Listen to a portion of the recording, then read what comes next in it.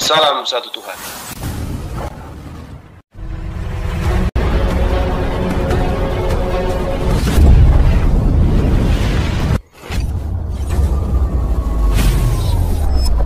Ya, pengantar ini singkat para sahabat. Dukung semua ya sahabat-sahabat kita channel Densa News Muslim.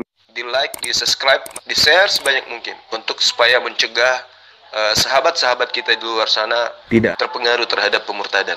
Semoga Allah memberikan selalu sikap istiqamah. Salam satu Tuhan, Allahu Akbar.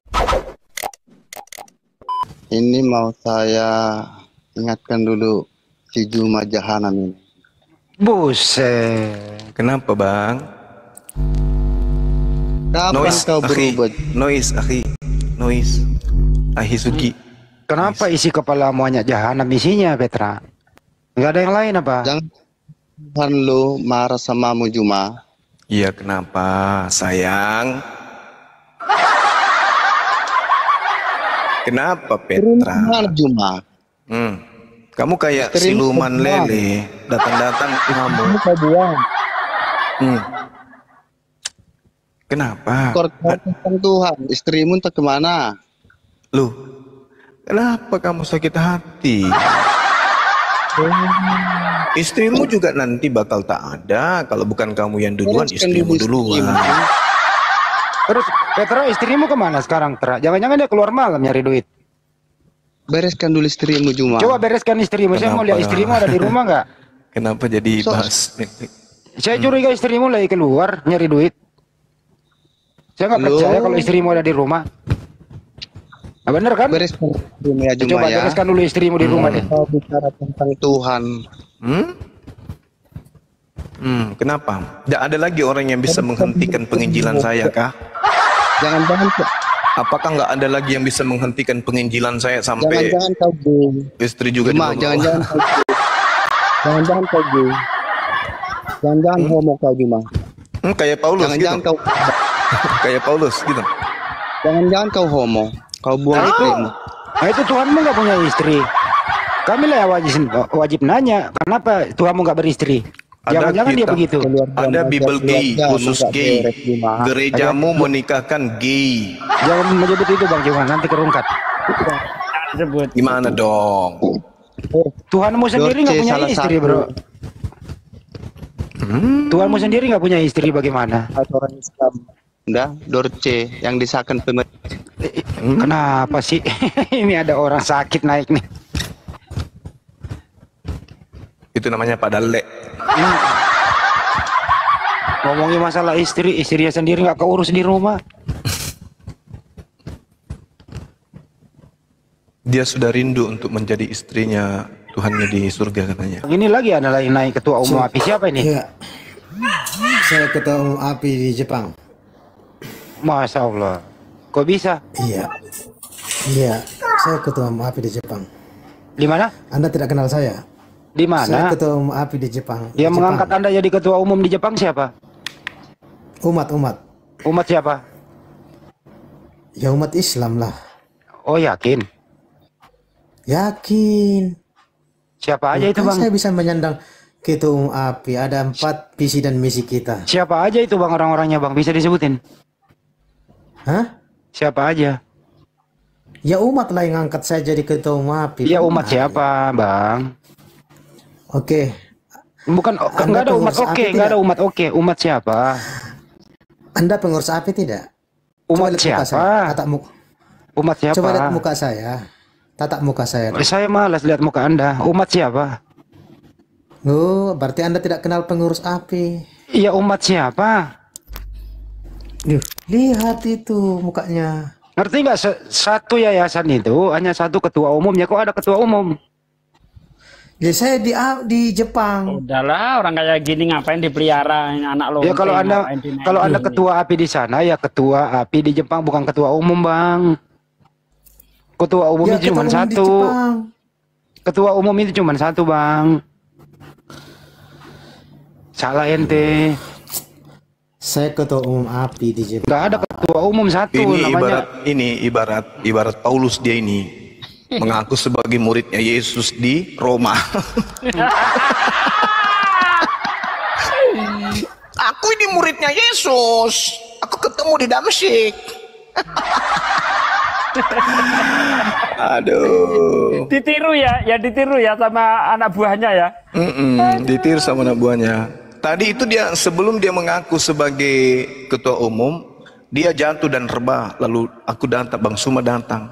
Siapakah engkau, Bang Suma? Bukan gitu-gitu. salah, Banyuma. Jadi Siapakah engkau ketua umum? Gitu dong. Satu-satunya agama yang memuliakan Yesus itu hanya Islam. Agama yang paling menghina Yesus itu agama Kristen. Itulah satu agama yang paling menghina Yesus. Antara Kristen dan iblis itu kita susah untuk membedakan.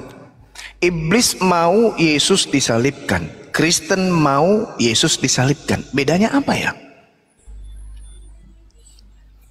Tapi kok narasi teman-temannya yang setahu saya di komal-komal kayak gini ya, selalu kayak mengata-ngatain lah, Yesus ini itu, Yesus ini itu. Justru kami nih, saya sebagai pembina ini, pembina mu'alaf, sekaligus pembina mu'alaf. Itu saya menggaungkan siang dan malam, Yesus itu tidak disalibkan. Artinya Yesus itu tidak terkutuk, Yesus itu tidak pernah diludahi, Yesus itu tidak pernah ditonjok, Yesus itu tidak pernah dibunuh, tidak pernah ditombak. Tidak pernah ditelanjangi. Saking saya memuliakan beliau, tapi kalian mempertahankan. Tidak, Yesuslah yang ditonjok, Yesuslah yang dibunuh, Yesus yang diludahin, Yesuslah yang ditampar, Yesus yang dibunuh. Pokoknya kami tidak mau tahu, pokoknya Yesus yang harus mati. Ini kenapa kalian ini? Ada apa dengan kalian? Ada apa dengan Kristen? Oke lah, gini Bang, misalkan gini ya. Oke lah, semisalkan Yesus itu Nabi Isa ya, semisalkan nih umat Kristen mempercaya juga nih Yesus itu adalah Nabi Isa. Tetapi kenapa ada yang dibilang pokoknya itulah ya sependengaran saya lah ya. Wah, Yesus itu ini itu. Sementara kalau di Islam kan Isa itu sangat dimuliakan ya enggak sebelum Nabi Muhammad. Ini itu apa sih Bang maksudnya Bang? Ya? Ini itu apa? Coba sebut deh, ini itu apa maksudnya? Biar kita paham yang Anda maksud. Ya, banyak. Contohnya kayak apa? Yesus yang tadi mungkin Yesus gay, mungkin kayak gitu maksudnya. Ya gitu. Nah ini Terus? di kitab Anda sendiri loh. Nah itu.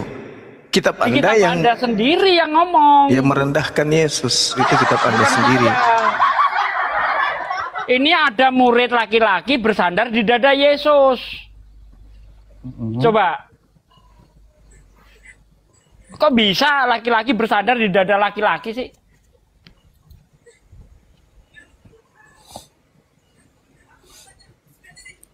Bukan kita yang menghina, kita ini lagi mengkritik kitabmu ini. Ada murid laki-laki Yesus yang disayanginya bersandar di dada Yesus. Gimana itu?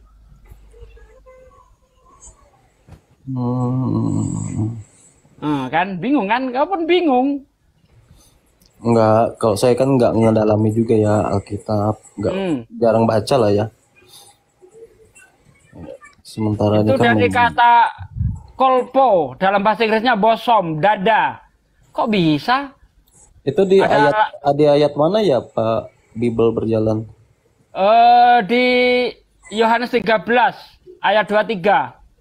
Bunyinya gimana tuh? 24. Yesus ho agapa hon leisu ton kolpo tohen. Nah ini dia. Ini ya murid yang disayangi Yesus. Dia bersandar di dada Yesus. Nah coba gimana itu? Cuma kalau dalam terjemahan LAI duduk di dekatnya. Padahal di sini ada kata kolpo atau bosom yang artinya dada.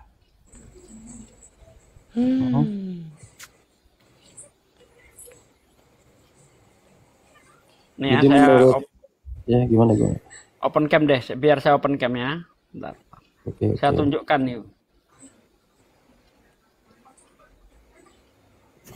Coba dibesarin Bang Sadli. Nih, ada kata bosom nih. Nih, bosom, kolpo. Bosom Anda artikan apa dalam bahasa Inggris coba? Atau ini kita artikan bahasa Yunaninya nih. Kita ambil bahasa Yunaninya ya. Kita terjemah. Ini teluk atau dada. Nih, ini yang bahasa Inggrisnya kita terjemahkan. Apa?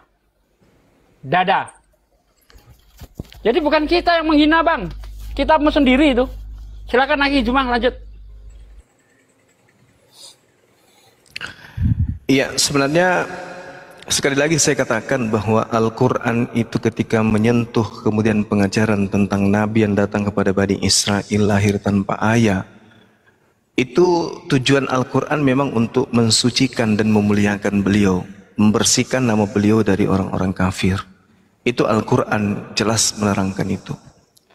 Makanya kemudian di dalam Al-Quran sudah aku enggak mau. Diterangkan dengan sangat jelas bahwa ma qultu lahum illa ma amartani bi. Ini ya bodoh amat. Ani ubudullah rabbi wa rabbakum. Itu jelas diterangkan di dalam Al-Qur'anul Karim. Bahwa beliau datang kepada Bani Israel, mengajarkan Bani Israel untuk menyembah kepada Allah, menyembah kepada pencipta langit dan bumi. Dan itu juga diterangkan di dalam Yohanes 4 nomor 22. Bahwa kami, aku dan murid-muridku menyembah kepada apa yang aku dan murid-muridku kenal. Makanya dikatakan cakupan pengajaran Yesus di tengah-tengah Bani Israel, bahwa semua murid Yesus itu mengetahui dan percaya bahwa Yesus datang ke atas muka bumi ini sebagai Rasul Allah, sebagai Rasulullah, bukan sebagai Tuhan. Nah, ini masalah besar. Ternyata semua murid Yesus setelah mendengarkan semua ajaran Yesus yang datang kepada mereka, 100% murid Yesus percaya.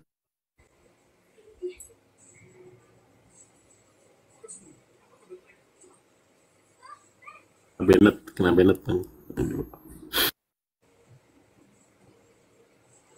Kemana Bang Juma? Halo? Biasa, kena dilaporin. Ke Bennett gara-gara nyebut yang tadi kata-kata tidak pantas keterangannya. Waduh. Jangan-jangan saya habis ini. Kayak saya juga nyebut tadi.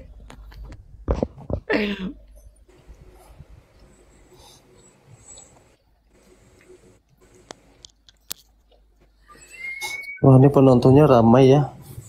Selalu ramai Bang kalau di sini Bang. Apalagi Bang yang mau disampaikan Bang? Apalagi silakan. Enggak, saya kan baru tadi siang kan. Masuk Komal gini kan, wah rupanya kaget juga, waduh ada perdebatan agama nih di TikTok gini kan. Sementara di teman-teman kami juga yang Kristen juga banyak ini banyak yang kayak menyalahkan gitu kan di ajaran teman-teman gitu. Teman-teman yang tidak 3.000 orang ini di follow dong akun saya ini. Emang saya belum follow ini ya? Cuma 3. Oh iya belum. Iya, bidadari yang ada di luar di follow dong.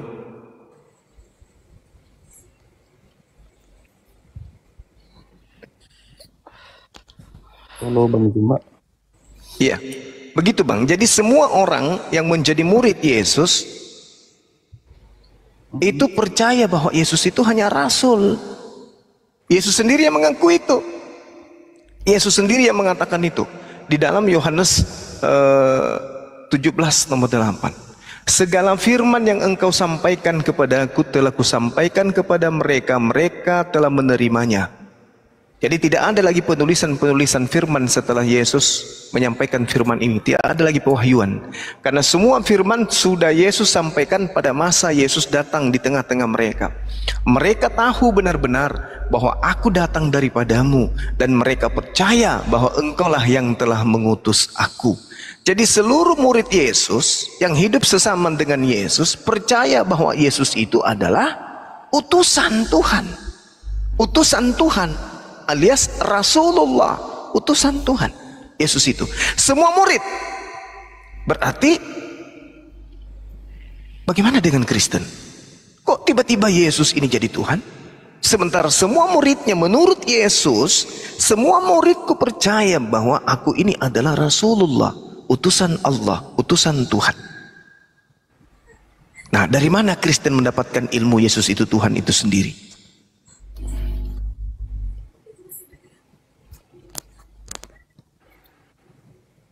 Sedangkan kalau kita melihat satu lagi ya, kisah Rasul 2, kisah Rasul 2 nomor 22. Orang Israel, hai orang-orang Israel, dengarlah perkataan ini. Yang aku maksudkan adalah Yesus, manusia dari kota Nazaret, seorang yang telah ditentukan oleh Allah dan yang dinyatakan kepadamu dengan kekuatan-kekuatan dan mujizat-mujizat dan tanda-tanda yang dilakukan oleh Allah dengan perantaraan Yesus di tengah-tengah kamu, seperti yang kamu tahu.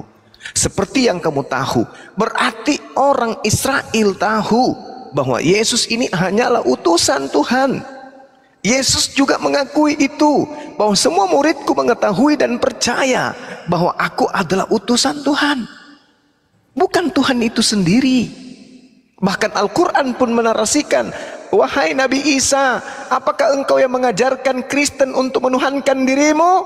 Nabi Isa mengatakan, la, tidak, aku tidak pernah mengajarkan itu ya Tuhan. Ma qultu lahum illa ma amartani bi ani a'budullah rabbi wa rabbakum. Aku hanya mengajarkan murid-muridku, aku menyembah engkau dan mereka juga menyembah engkau. Bahkan di dalam kitab Yohanes 4 nomor 22, di situ Yesus mengatakan, kamu menyembah apa yang kamu kenal, aku dan muridku menyembah apa yang kami kenal. Yesus mengaku, baik di Bible maupun di Al-Quran, mengaku bahwa dia hanya mengajarkan Bani Israel menyembah Tuhan yang sama-sama juga Yesus sembah, Isa sembah. Yang jadi permasalahan adalah saudara-saudara Kristen saya ini kenapa bisa menyembah orang yang ada di atas tiang salib? Ilmunya dari mana? Kalau Isa itu disalib nggak? Tidak sama sekali. Begitupun Yesus tidak disalib. Oh, tapi kan di dalam kepercayaan kami kan, nah itu dia, Yesus itu disalib. Nah itu dia, itu dan ada kisah-kisahnya gitu. Ya itu dia, Bung. Dari sejarah. Iya, itu iman Kristen. Tapi Yesus mengatakan dia tidak disalib. Di mana itu? Matius 26 nomor 24. Bunyinya gimana tuh Bang Juma? Dia mengatakan bahwa anak manusia memang harus pergi sesuai dengan apa yang sudah tertulis tentang dirinya. Itu yang dikatakan. Anak manusia memang harus pergi sesuai dengan yang tertulis tentang dia. Artinya kalau Yesus mengatakan ada tertulis tentang dirinya cara dia pergi meninggalkan dunia, maka ada tertulis, ya, itu adalah sudah tertulis, bukan baru mau ditulis oleh pengarang-pengarang atau wartawan atau yang Anda katakan rasul. Tetapi ada tertulis. Pada saat Yesus mengucapkan ini, kitab Lukas, kitab Markus, kitab Yohanes, bahkan kitab Matius sendiri belum tertulis. Berarti yang dimaksud Yesus ada tertulis ini adalah kitab-kitab yang ada di ajaran Bani Israel sebelumnya. Coba kita lihat di dalam Lukas 24. Apa yang dikatakan oleh Yesus? Lukas 24. Dia mengatakan apa? Inilah perkataanku yang telah kukatakan kepadamu ketika aku masih bersama-sama dengan kamu, yakni bahwa harus digenapi semua yang ada tertulis tentang aku di dalam kitab Taurat Musa. Apa yang tertulis tentang aku di dalam kitab Taurat Musa? Kita lihat di Keluaran 23 nomor 7. Ini yang tertulis tentang Yesus di dalam kitab Musa. Haruslah kau jauhkan dirimu dari perkara dusta, orang yang tidak bersalah, dan orang yang benar tidak boleh kau bunuh. Ini yang tertulis tentang Yesus. Yesus tidak bersalah, ingin dibunuh. Yesus tidak memiliki sebuah kesalahan, digiring untuk disalibkan. Tapi Tuhan mengatakan apa tentang dia? Orang yang tidak bersalah dan orang yang tidak berdosa jangan kau bunuh. Lalu Yesus mengatakan apa lagi? Harus tergenapi yang tertulis tentang aku di dalam kitab para nabi-nabi. Apa yang tertulis tentang Yesus di kitab para nabi? Apa yang tertulis kemudian tentang Yesus di kitab Mazmur? Di dalam kitab para nabi diterangkan di dalam Amsal 11. Anda lihat di Amsal 11, ini kitab para nabi. Nabi siapa? Salomo. Apa yang dikatakan kemudian?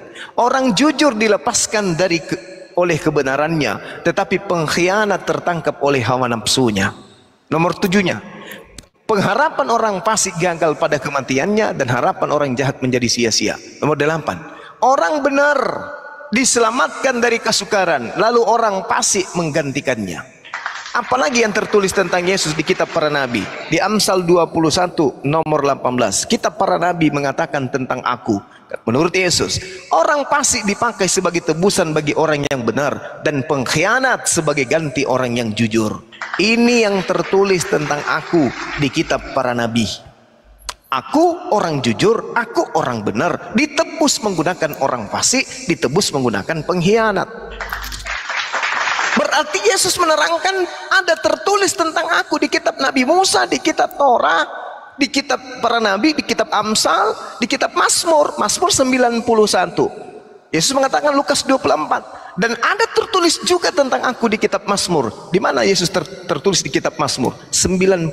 Kita lihat. Jadi ini cara Yesus meninggalkan dunia. Di data nomor 8 dikatakan apa? Engkau hanya menontonnya dengan matamu sendiri dan melihat pembalasan kepada orang-orang fasik. Nah ini dari tadi kita berbicara fasik. Apa sih fasik ini? Fasik ini kita bisa lihat di dalam Amsal 17 nomor 23. Apa sih fasik ini? Coba kita lihat. Orang fasik menerima suap. Orang fasik menerima suap. Siapa yang menerima suap? Yesus atau Yudas? Yudas. Lalu kemudian yang mati di atas tiang salib, orang mulia atau orang terkutuk? Orang terkutuk. Mana dalilnya? Galatia 3 nomor 13. Apa yang diterangkan di sana? Sebab ada tertulis, terkutuklah orang yang mati di atas tiang salib. Kenapa bisa begitu? Coba kita lihat di dalam Ulangan 27 nomor 25. Apa yang diterangkan? Terkutuklah orang yang menerima suap untuk membunuh orang yang tidak bersalah. Ingat sekali lagi, Anda bertanya, mana dalilnya Yesus terangkat tanpa penyaliban? Matius 26 nomor 24. Anak manusia memang harus pergi sesuai dengan apa yang tertulis, bukan yang akan tertulis. Kalau yang akan tertulis kitabnya orang Kristen, bukan itu. Karena di dalam Lukas pun melalui penyelidikan Lukas dia katakan, Yesus berkata kepada mereka, inilah perkataan-perkataanku yang telah kukatakan kepadamu ketika aku masih bersama-sama dengan kamu, yakni bahwa harus digenapi semua yang tertulis tentang aku dalam kitab Taurat Musa dan kitab-kitab para nabi dan kitab Mazmur. Apa itu? Aku tadinya mau dibunuh, tadinya mau ditangkap, tadinya mau dianiaya, tetapi karena aku orang benar, aku orang mulia, aku orang disucikan, aku orang jujur, maka sesuai yang tertulis, orang jujur diselamatkan dan digantikan oleh orang fasik, orang benar kemudian digantikan oleh pengkhianat. Maka yang disalibkan adalah orang terkutuk, maka yang disalibkan adalah pengkhianat, maka yang disalibkan ini adalah orang yang fasik. Siapa dia? Yudas Iskariot. Itulah yang Kristen sembah selama 2000 tahun lamanya. Makanya saya mengatakan Yesus dan murid-muridnya percaya bahwa dirinya adalah utusan Tuhan. Yesus loh. Tapi Kristen kemudian mengatakan Yesus itu adalah Tuhan. Kenapa? Karena Kristen menyembah oknum yang ada di atas tiang salib. Untuk apa? Untuk nebus dosa-dosa mereka. Padahal tak ada nabi yang mengajarkan Tuhan meminta persembahan darah manusia. Yang Tuhan katakan dalam Imamat 1 nomor 2, sampaikanlah kepada Bani Israel, jika mereka hendak mempersembahkan kurban kepada Elohim, hendaklah mereka mempersembahkan kambing, domba, sapi, lembu, bom-bom dan seterusnya. Tak pernah kemudian dia mengajarkan untuk mempersembahkan manusia. Jadi Kristen ajarannya beda, Nabi Rasulullah Yesus ajarannya beda. Itu dua ajaran yang berbeda. Demikian. Ada bom-bom. Oh, bom-bom masuk golongan domba kayaknya dia. Serigala lah. Kan Tuhan hanya minta domba, kambing, lembu, sapi. Bombo masuk dalam golongan apa nih? Katanya domba. Gitu Bang, silakan. Oh iya Bang Juma, ini saya Iya. mau nanya lagi nih. Kalau apakah Nabi Isa itu ada perjalanan hidupnya kayak seperti Yesus, kan ada tuh dari lahir terus dewasa, remaja ke dewasa sampai dia mati sampai naik ke surga gitu kan? Ada perjalanan. Kalau Nabi Isa ada nggak? Iya. Kalau di Al-Qur'an, Bung, Nabi Isa alaihissalam kemudian diceritakan bahwasanya beliau hanya pada masa bayi membela tuduhan orang-orang Yahudi kemudian atas tuduhan bahwa ibunya berzina.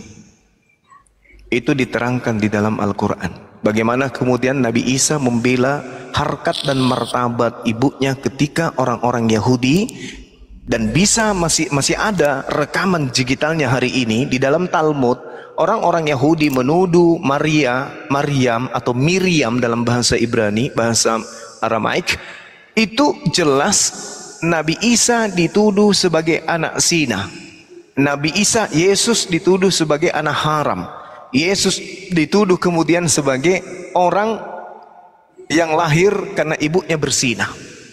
Dan memang kita lihat di dalam Matius 1 nomor 18 sampai seterusnya, di situ situ Maria sudah bertunangan dengan Yusuf dan belum menikah, tapi kok tiba-tiba mau diceraikan.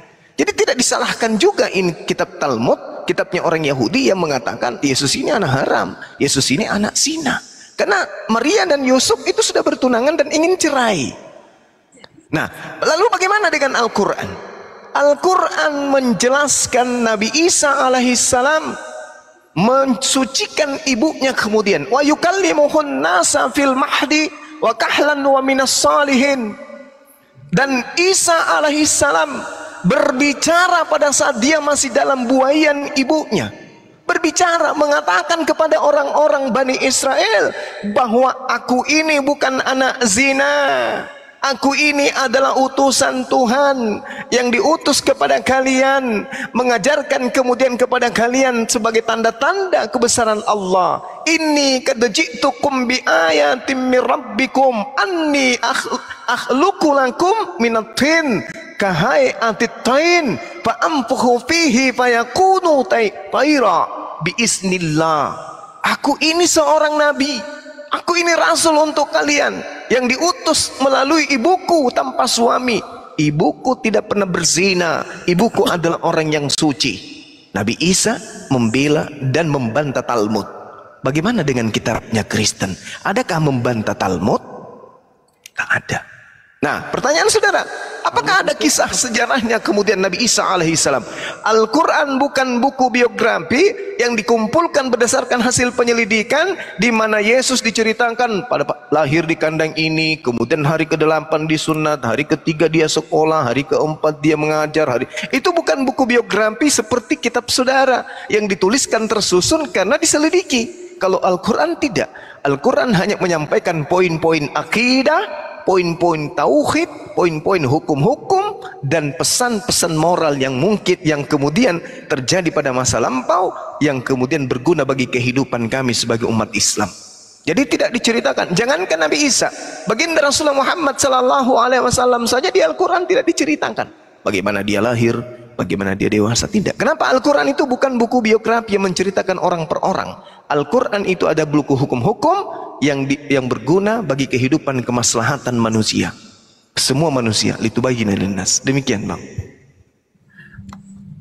Tapi saya tanya sama teman saya tuh ya, iya, waktu sekolah dulu, bahkan ada kan Pak Haji ya, dekat tetangga sebelah rumah yang di kampung, dibilang ada kok apa perjalanan baginda Nabi Muhammad, katanya kan dari lahir.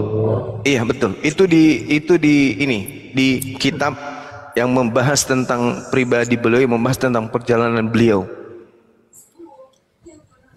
Itu memang ada, tapi bukan di Al-Quran. Di mana itu Bang? Sirah Nabawiyah namanya. Mulai dari dia lahir sampai dia meninggal itu diceritakan semua. Pertanyaan saya, kenapa Nabi Isa ini tidak ada ininya, tidak ada kitabnya gitu kan, kayak Sirah Nabawiyah gitu. Nah, inilah Sirah Nabawiyah. Kalau ini Sirah Nabawiyah itu kan sejarah perjalanan sang Nabi. Nah, itu yang kalau mau didudukan ya kitab saudara, Lukas, Markus, Matius, seperti itu.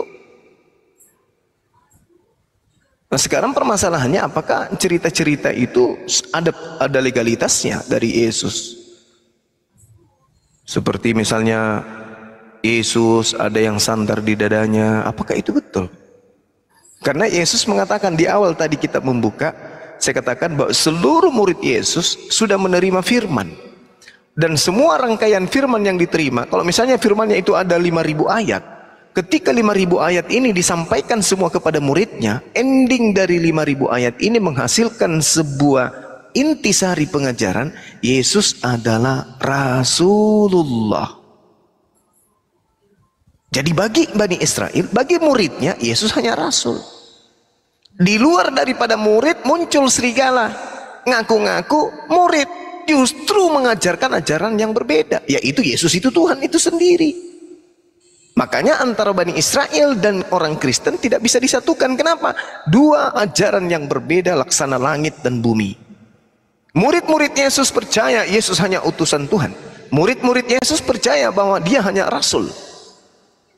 Tetapi kenapa muncul orang-orang di luar Yahudi, Romawi, Yunani, Katolik, habis itu Protestan, habis itu Advent dan seterusnya, percaya bahwa Yesus ini Tuhan? Ini ilmunya dari mana? Ini yang masih penasaran saya dari sekarang sampai sekarang. Murid-murid mengaku Yesus adalah utusan. Yesus mengaku dirinya utusan.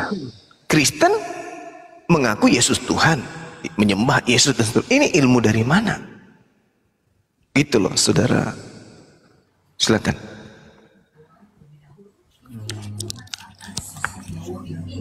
Kalau di apa?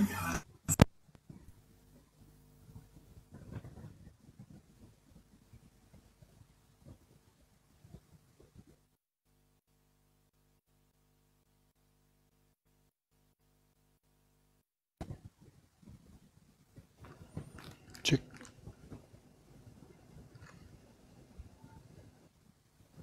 Suaranya nggak ada, Bang Juma. Kenapa? Iya, jaringanku memang kadang timbul tenggelam. HP ku Bang, timbul tenggelam ke jaringannya, kurang ini HP tua Samsung. Ya, halo. Suara saya ada nggak? Iya, gimana Bang? Oke, aman, buka masker silakan. Ya, kalau di kami ini kan di Kristen itu mempercayai ya kalau Yesus adalah Tuhan kami ya. Kalau di agama Islam kan enggak. Nah, tapi ini saya kan beberapa jam yang lalu mengunjungi komal-komal lah ya, kayak komal-komal teman-teman yang Kristen. Kalau apa di Alkitab itu ada menunjukkan kalau Nabi Muhammad itu adalah nabi palsu. Itu gimana itu? Oke, mari kita lihat ya. Dikatakan kemudian di dalam pengajaran Yesus, kalau berbicara mengenai nabi palsu kan harus merujuk ke pengajaran Yesus.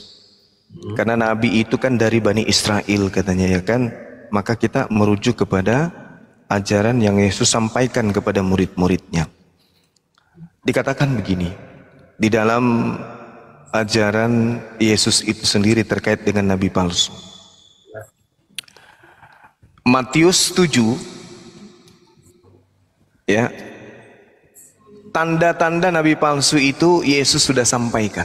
Nanti kita lihat apakah baru betul ini adalah buah dari pengajaran Rasulullah Muhammad SAW. Waspadalah kepada nabi-nabi palsu yang datang kepadamu. Mu di sini adalah Bani Israel yang percaya Yesus itu utusan. Bukan bicara kepada Kristen. Kristen ketika Yesus berkata, Kristen tidak ada di situ. Kristen di luar garis. Kristen nanti muncul belakangan. Jadi Yesus berbicara kepada murid-muridnya Bani Israel yang percaya bahwa dirinya hanyalah utusan. Waspadalah terhadap nabi-nabi palsu yang datang kepadamu. Maksudnya yang datang kepada murid Yesus. Bukan datang kepada murid Paulus, tapi datang kepada murid Yesus. menyamar seperti domba, menyamar seperti Bani Israel. Kalau Rasulullah Muhammad SAW, kapan dia menyamar seperti Bani Israel? Di mana dia menyamar sebagai Bani Israel? Jelas-jelas dia dari Bani Ismail. Kakeknya adalah Nabi Ismail. Tidak pernah dia menyamar seperti Bani Ishak. Lalu kemudian yang kedua, Nabi Muhammad SAW tidak pernah datang kepada murid-murid Yesus. Karena jarak Rasulullah dengan murid Yesus itu kurang lebih 600 tahun lamanya. Bagaimana mungkin kemudian Rasulullah datang ke mereka? Waspadalah kepada nabi-nabi palsu yang datang kepadamu. Kapan Rasulullah ke Yerusalem menemui murid-muridnya? Filipus, Barnabas, Thomas, Andreas, Maria, kapan? Tak pernah Rasulullah ke sana. Jaraknya ratusan tahun, coy. Nah, sekarang permasalahannya adalah oknum nabi palsu ini adalah serigala. Roma itu lambangnya sampai hari ini serigala. Berarti orang-orang Roma yang datang ke tengah-tengah orang Yahudi mengaku sebagai pengikut Yesus. Nah, sekarang Paulus pernah mengaku tidak sebagai orang Roma. Ngaku dia. Di mana tertulis? Coba kita lihat di Kisah Para Rasul 28. Semoga saya tidak keliru.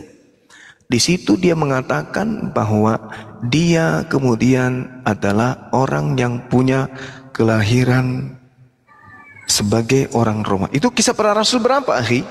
Kok saya jadi lupa ya? Kisah Para Rasul berapa itu, akhi? Ada yang ingat gak? Kisah Para Rasul 21 atau Kisah Para Rasul berapa? 28? Ada yang ingat? Oi. Ada yang ingat? Teman-teman? Tidak ada yang ingat? Enggak, atau ada pura-pura? Atau suara saya nggak kedengaran ini? Atau karena faktor puasa ini? Kedengaran. Ada di surah An-Naba 33. Sabar. Di suratnya Paulus dulu, lewat asistennya, mengatakan bahwa dia orang Roma, kelahiran Roma. Di mana ya? Kok nggak ada yang bisa bantu saya ya? Giliran saya nggak minta bantuan pada nyeletuk. Apa itu apa? Yesus, Paulus mengaku sebagai orang yang lahir di Roma. Kisah Para Rasul 21, tadi saya ke belakang. Iya, Kisah Para Rasul 21. Benar kan tadi? Cuman saya lupa nomornya. Iya, betul, akhi. Oh, betul. Antara 28. Nah, di situ dia mengatakan bahwasanya benar ya. Kalau di Kisah Para Rasul 21 itu Paulus itu bertobat dari mengajarkan ajaran Kristen.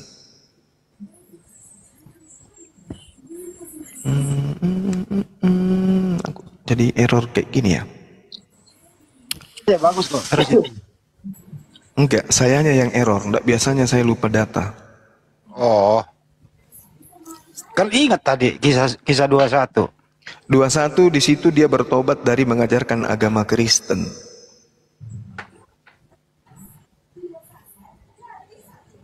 Sabar ya teman. Kisah Para Rasul 22 nomor 28. Masya Allah. Inilah kalau sudah mulai tua ya. Udah mulai tua, udah mulai pikun. Ya, tapi makin ganteng aja ini. Ini alamnya yang salah. Bang Juma masih ganteng. Ya itu usia bertambah, tapi kegantengan makin menjadi-jadi. Maksud saya gitu. Lalu kepala pasukan itu berkata, kewarganegaraan itu kubeli dengan harga yang mahal. Jawab Paulus, tetapi aku mempunyai hak itu karena kelahiranku. Berarti Paulus ini mengaku dia lahir sebagai orang Roma. Ya. Nah, sekarang kembali kepada tema. Yesus mengatakan waspadalah kepada serigala. Kan gitu, itu satu. Dari buahnya lah kamu akan mengenal mereka. Nah, ternyata nabi palsu ini bisa kita ketahui dari buahnya. Ini kata Yesus. Wahai murid-muridku, wahai, waspadalah kepada nabi-nabi palsu yang datang kepadamu. Iya. Tanda-tandanya Dia orang Roma, ngaku orang Yahudi. Oke, terus apa ajarannya? Dia memanggil aku Tuhan. Mereka bermukjizat pakai namaku. Mereka mengusir setan pakai namaku. Mereka bernubuat pakai namaku. Itu tanda-tanda dari buah pengajaran nabi palsu. Menurut siapa? Menurut Yesus. Di mana tertulis? Matius 7:15-23. Sampai Yesus apa mengatakan? Enyahlah daripadaku kalian semua pembuat kejahatan. Siapa yang diusir di situ? Yang memanggil Yesus Tuhan. Siapa ini? Umat Islam. Umat Kristen. Gitu saudara. Jadi nabi palsu itu dari buahnya kita bisa lihat bahwa mereka memanggil Yesus dengan panggilan Tuhan. Selesai kita. Buatkan saya teh dong, biar saya bisa konsentrasi lagi. Siap, ditunggu. Iya, thank you. Kasih garam 1 sendok ya. Siap, campur masako juga. Masako juga sekalian. Iya Bang Andi. Oke, ada bantahan tentang nabi palsu? Jadi murid-murid Yesus tidak akan pernah mungkin memanggil Yesus Tuhan. Tidak akan pernah mungkin menuhankan Yesus. Kenapa? Karena Yesus mengatakan mereka percaya dan mereka yakin bahwa aku ini adalah utusan Tuhan. Aku ini adalah Rasul. Berarti yang kena daripada buah dari pengajaran nabi palsu ini adalah yang tidak berkesesuaian dengan imannya, kepercayaan murid-murid Yesus. Umat Islam sedunia percaya Yesus yang adalah Nabi Isa sebagai Rasulullah yang datang kepada Bani Israel. Kami dan murid Yesus sama-sama, iman kami sama. Muridnya Yesus mengakui Yesusnya adalah Rasulullah. Kami umat Islam mengakui Isa alaihissalam adalah Rasulullah. Iman kami dan iman muridnya Yesus sama. Kami rangkulan, kami pelukan. Hanya ciuman yang tidak. Sedangkan Kristen, imannya kepada Yesus adalah Tuhan. Sama dengan imannya penyembah dewa Molok. Sama imannya dengan penyembah Krishna. Sama imannya penyembah dewa Zeus, dewa Horus, Attis, Hercules, dan yang terakhir bom X. Gitu Bang. Jadi kami dengan murid Yesus itu sama-sama imannya beriman kepada Yesus sebagai utusan Tuhan. Kristen beda. Demikian.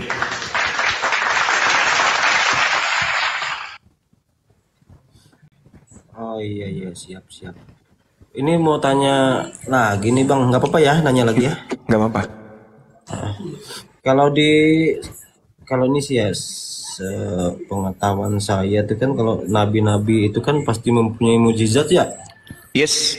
Ada Nabi Musa membelah lautan ya. Kayak Nabi Isa atau Yesus menurut abang ini bisa menghidupkan orang mati nggak kalau Nabi Isa? Iya betul sekali. Luar biasa itu Nabi Isa. Kalau Nabi Muhammad mujizatnya apa? Mujizatnya Nabi Muhammad itu menghidupkan hati yang mati, menghidupkan akal yang mati, dan menghidupkan kemudian kalbu yang lumpuh. Itulah mujizat beliau. Orang-orang yang tadinya jahiliyah, orang-orang yang tadinya menyembah patung, orang-orang yang tadinya menyembah batu, seketika kemudian begitu ia datang meninggalkan semua penyembahan itu, menyembah kepada pencipta langit dan bumi. Sejazirah Arab. Bayangkan Bung, bayangkan. Sehebat-hebatnya Nabi Musa alaihissalam membelah lautan, kemudian membuat banyak tulah-tulah yang dia amankan dan seterusnya. Tapi dia tidak mampu membuat pengikut-pengikutnya taat 100% kepada dirinya. Bahkan pengikutnya cenderung ingkar terhadap dirinya. Sehebat-hebatnya Nabi Isa alaihissalam atau Yesus Kristus membangkitkan orang mati, ini itu tapi apa arti semua itu? Tak ada muridnya kemudian selain yang 11 orang yang taat kepadanya. Dia tidak mampu menjadikan Bani Israel sebagai pengikutnya. Rasulullah Muhammad sallallahu alaihi wasallam hanya menenteng kitab wahyu berupa Al-Quran, mampu mengislamkan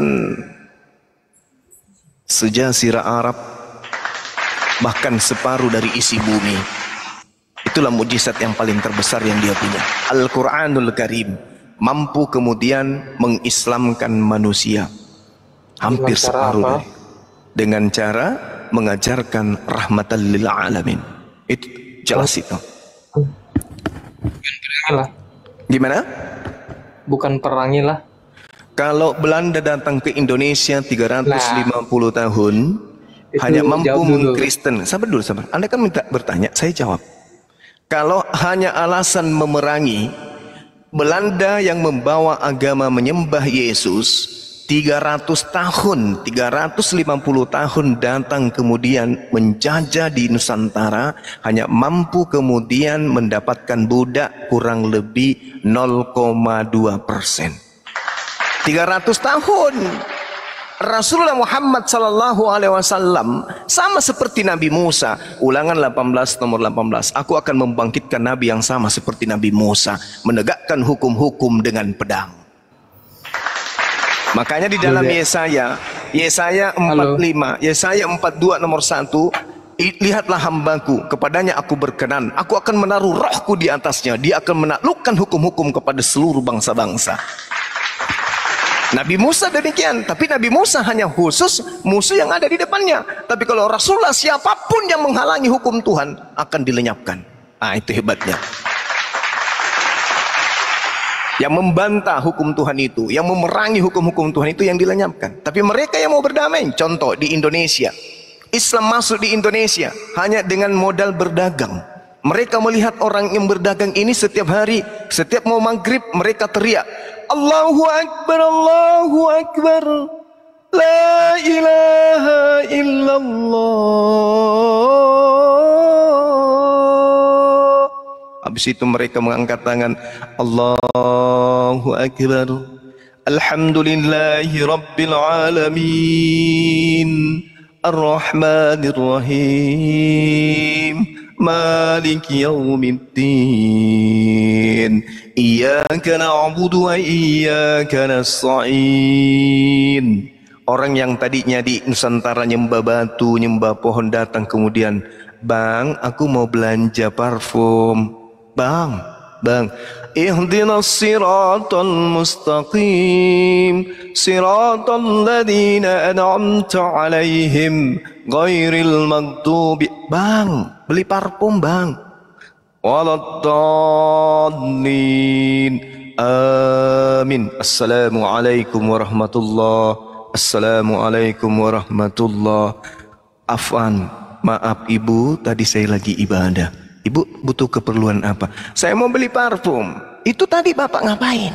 Menyembah pencipta langit dan bumi. Besok datang lagi. Akhirnya tertarik. Akhirnya jemaah di belakang berbaris. Makin banyak orang yang ikut kepada Islam dengan indahnya gerakan-gerakan ibadahnya. Berbeda dengan yang datang seragam loreng, muka putih, gigi kuning, telinganya beranting, bertato kiri kanan, tertulis di pundaknya Haleluya, di depannya Halilintar, di depannya di sini lapak D, di belakangnya muncul kemudian apa di belakangnya itu? Bom X, tapi memaksa orang ikut menjadi budaknya, menjadi tukang kerja di kebunnya, menjadi penjaga tempat ibadahnya, untuk membersihkan kemudian patung Tuhannya. Itu mereka. Seperti itulah yang terjadi, sehingga ketika Anda berbicara mengenai Rasulullah Muhammad SAW, mukjizatnya kemudian mampu mengislamkan Indonesia. Belanda yang adalah menganut ajaran katanya anak Tuhan tak berhasil, diusir sama ajaran Rasulullah Muhammad SAW. Tak berhasil dia. Anda coba renungkan apa yang tertulis di dalam Kisah Para Rasul 22, Kisah Para Rasul 3 nomor 22 sampai nomor 23. Cari oknumnya, siapa nabi yang dimaksud di situ. Cari oknumnya dan tunjukkan kepada saya. Kalau Anda menunjukkan nabi itu selain daripada Rasulullah, saya tutup komal, saya berhenti jadi apologet. Jika benar yang Anda tunjukkan itu sesuai dengan data di dalam Kisah Para Rasul 3 nomor 2 sampai nomor 23. Kalau memang ada nabi selain Rasulullah yang sesuai dengan data itu, misalnya Anda mengatakan nabi bom-bom, maka saya berhenti menjadi apologet. Apologet Islam Indonesia akan saya bekukan per besok. Silakan Anda baca Kisah Para Rasul 3 nomor 22 sampai nomor 23. Tunjukkan nabi yang diceritakan di situ bukan Rasulullah. Silakan. Begini. Ya, silakan Anda baca. Silakan Anda baca sejarah di Mesir, India, Indonesia dan seluruhnya. Bagaimana Islam memperluas agamanya. Dengan cara bagaimana? Oke, coba dibaca dulu sejarahnya. Iya, saya bacakan dalilnya. Iya, sejarahnya. Kita soal sejarah. Sabar, Dek, sabar ya, sabar, adekku, sabar. Adekku sayang, yang ku sayang sekali, yang otaknya pecah bagian belakangnya. Saya bacakan dalil, Dek, sabar. Saya Muslim, saya tidak akan pernah curang. Dengarkan. Kisah Para Rasul 3:22 nomor 23. Bukankah telah dikatakan Musa, Tuhan Elohim akan membangkitkan bagimu seorang nabi di antara saudara-saudaramu sama seperti aku. Dengarkanlah dia dalam segala sesuatu yang akan dikatakannya kepadamu. Dan akan terjadi bahwa semua orang yang tidak mendengarkan nabi itu akan dibunuh dari umat kita. Tolong tunjukkan nabi yang dimaksud ini siapa? Tunjukkan. Ya, menurut Anda siapa? Nabi Muhammad sallallahu alaihi wasallam. Di mana? Siapa lagi? Di mana? Ya. Di mana datanya begitu? Tadi Anda menunjukkan sejarah apa tadi? Anda menunjukkan sejarah apa tadi? Coba Anda baca sejarah Mesir, cari India. Ini saya kasih datanya. Dan akan terjadi bahwa semua orang yang tidak mendengarkan Nabi itu akan dibodoh. Anda mau apa? Ini Tuhan yang memerintahkan, kemudian ulangan 18 nomor 18. Ulangan 18 ayat 8. Yes. Coba tunjukkan. Silakan. Ya, jadi dari mana Anda bisa seorang nabi akan kubangkitkan dan mereka dari antara mereka seperti kau ini. Aku akan menaruh firman dan mulutnya. Ia akan mengatakan kepada mereka segala yang kuperintahkan kepadanya. Nomor 19 siapa yang dikatakan? Nomor 19 siapa yang dikatakan di sana? Ayat. Apa yang dikatakan nomor 19-nya? Orang yang tidak mendengarkan segala firmanku. Orang yang tidak mendengarkan segala firmanku yang diucapkan Nabi itu demi namaku, daripadanya akan kutuntut pertanggungjawaban. Kalau ini bukan Rasulullah, ataupun kalau bukan dia adalah Yosua bin Nun, saya minta kepada saudara, tolong tunjukkan siapa Nabi yang dimaksud ini. Jawab. Ulang 18 Yesus. Siapa itu? Dan Yesus. 19. Ya. Yesus. Jadi Yesus Nabi. Yesus Nabi bukan Tuhan. Di sini dikatakan. Kristen mengakui. Di sini dikatakan akan terjadi bahwa semua orang yang tidak mendengarkan Yesus akan dibunuh. Oke, jadi coba dibaca ayat ke-18-nya. Itu isinya gimana? Yang baca. Orang nabi dari antara saudaramu. Ayatnya jangan dipelintir. Saya tidak memelintir. Coba dibaca gimana? Saya tidak memelintir. Kau coba yang baca dulu deh. Kau punya Bible. Seorang nabi. Seorang nabi. Jangan di-mute. Ya itu tadi kan dipelintir. Nah, ayat yang ke-18 mau. Ya. Masa Muhammad. Ya lalu siapa? Coba siapa yang dibunuh? Siapa yang dibunuh? Dengar. Siapa yang dibunuh karena tidak mendengarkan ucapan Yesus? Siapa? Siapa? Bukan begini. Dalilnya kan di antara saudaramu. Dengarkan dalilnya.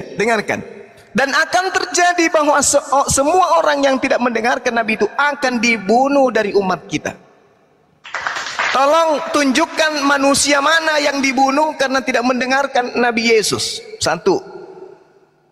Brekele. 2. Lasundeke. 3. Lapatde.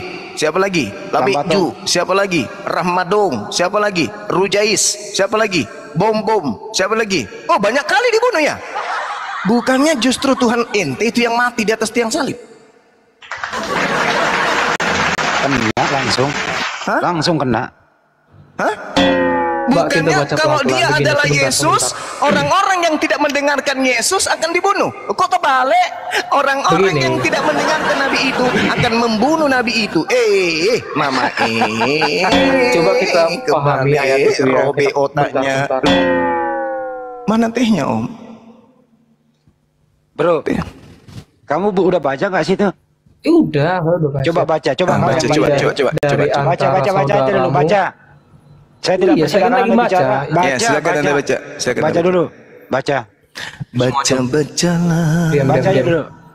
Oke, seorang nabi dari antaramu sama seperti aku akan dibangkitkan oleh Tuhanmu. Oke, di situ ada berapa saudara Israel itu? Di situ ada berapa suku Israel? Iya. Apa yang dikatakan di sana? Iya, saudara-saudaranya dari antara saudara-saudaranya. Apakah kamu pernah membaca tentang anakmu Ismail? Oh, Aku telah Ismail itu nggak ada. Tunggu dulu. Tidak ada perjanjian ya. Sebab kenapa bisa? Sebab dia juga adalah anakmu. Kalau anak Nabi Dia Ismail dan anak keturunan Nabi Ishak, mereka bersaudara. Kita orang luar tidak boleh mengganggu mereka. Mereka Iya. orang bersaudara. Di Iya, tapi tengah-tengah perjanjiannya untuk siapa? saudara-saudaramu, maksudnya di tengah-tengah Bani Ishak, Bani Israel akan muncul saudara mereka sendiri. Jedar. Orang Arab dan orang Yahudi adalah saudara. Kita gak bisa ganggu. Kita ini bukan bagian mereka, Bu. Dari mana? Jangan malu-maluin. Dari Ismail, datangnya dari mana tuh? Apanya tuh? Hah? Apanya? Ismail keturunan dari Arab, dari mana jalannya tuh? Maksudnya apa? Iya, Arab itu dari Ismail, jalannya dari mana? Ismail, kamu baca Galatia 4 nomor 25. Ya, isinya Ismail apa? dan Isinya ibunya apa? adalah hidup di Arab. Jedor lagi, jedor lagi. Keturunannya dari mana? Bahaya. Jalannya dari mana? Ismail kemudian Iya, padahal itu melahirkan konteksnya dari keturunan antara saudaramu. Arab. Setelah Nabi Ismail memperanakkan seorang istri dari Mesir, keturunannya menjadi bangsa Arab.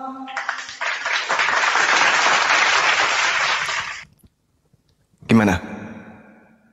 Gimana, Bang? Itu dari mana konteksnya?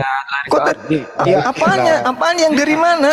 Coba dibuktikan dulu. Itu Bukti kayak mana? Nanti saya minta nama bapaknya Paulus. Anda tidak bisa dengarkan. Israel, Oke. Ismail. Oke, baik. Saya bacakan kepada saudara. Bagaimana kemudian baginda Rasulullah Muhammad SAW di dalam sirah nabawiyah dikutip dengan sangat jelas. Bismillahirrahmanirrahim. Nabi Muhammad bin Abdullah bin Abdul Muttalib, lalu kemudian bin Syaibah bin Hasim, itu bapaknya nama yang sama.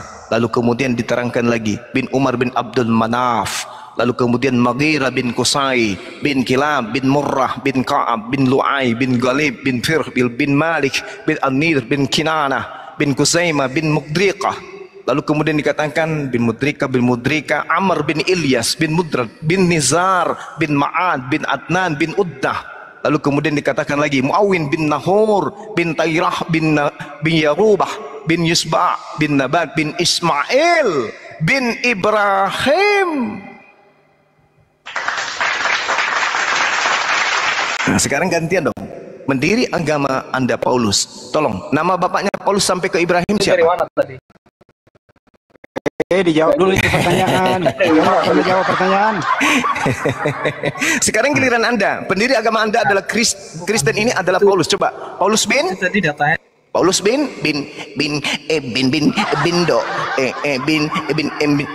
bom bom. Apa dan? Coba jawab itu pertanyaan. Paulus itu bin mana tadi? Coba teruskan. Paulus bin sampai ke Abraham. Coba. Kalau saya kan sudah jelas tuh. Itu nggak penting. Bukan kamu jadi ngambil. Udah buang. Ulangan 18. Saya ulang lagi. Buang. Sorry, ilmunya minim sekali. Enggak ada. Oke ya. Nah, jadi saudara, sekali lagi saya katakan, Anda tidak bisa mengganggu gugat keturunan Nabi Ibrahim atau Abraham alaihissalam. Mereka berdua adalah saudara. Manusia pertama yang disunat bersama dengan ayahnya adalah Nabi Ismail alaihissalam. Orang Kristen tak bisa mengganggu itu. Silsilah mereka terjaga dengan baik. Ada dua bangsa di atas muka bumi ini yang menjaga nasab mereka, silsilah mereka. Siapa itu? Bani Ishak dan Bani Ismail. Mereka semua menggunakan bin. Dari keturunan manapun dia bin sampai hari ini. Jadi mereka menjaga binnya sampai hari ini. Jadi tak akan pernah hilang itu. Makanya umat Islam ketika ditanya, siapa Rasulullah? Nabi Muhammad SAW. Siapa nama bapaknya? Abdullah. Siapa nama kakeknya? Abdul Muttalib. Siapa nama buyutnya? Hashim. Siapa namanya yang di atasnya Hashim? Umar bin Abdul Manaf. Siapa lagi di atasnya Umar bin Abdul Manaf? Mughirah bin Qusaybi. Siapa lagi di atasnya? Kilab bin Murrah. Siapa lagi di atasnya? Murrah bin Ka'ab. Siapa lagi di atasnya? Bin Lu'ab bin Galib bin sampai kepada Nabi Ismail bin Ibrahim. Bahkan sampai kepada Khalil Ar-Rahman bin Tareh, lalu kemudian bin Nahur bin Saruk bin Ra'u bin Faqi sampai kepada Adam alaihissalam. Umat Islam itu tahu. Kenapa? Ada kitabnya.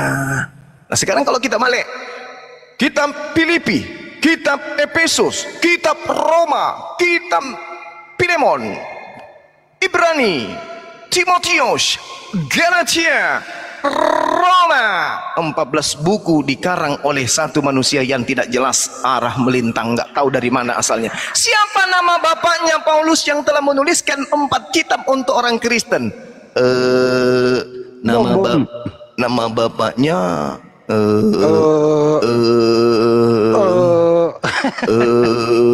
betapa hatiku takkan sedih. Pendiri agamaku orang gelap. Nama emaknya dan bapaknya kami tak tahu. Yang penting kita makan babi. Telah gugur.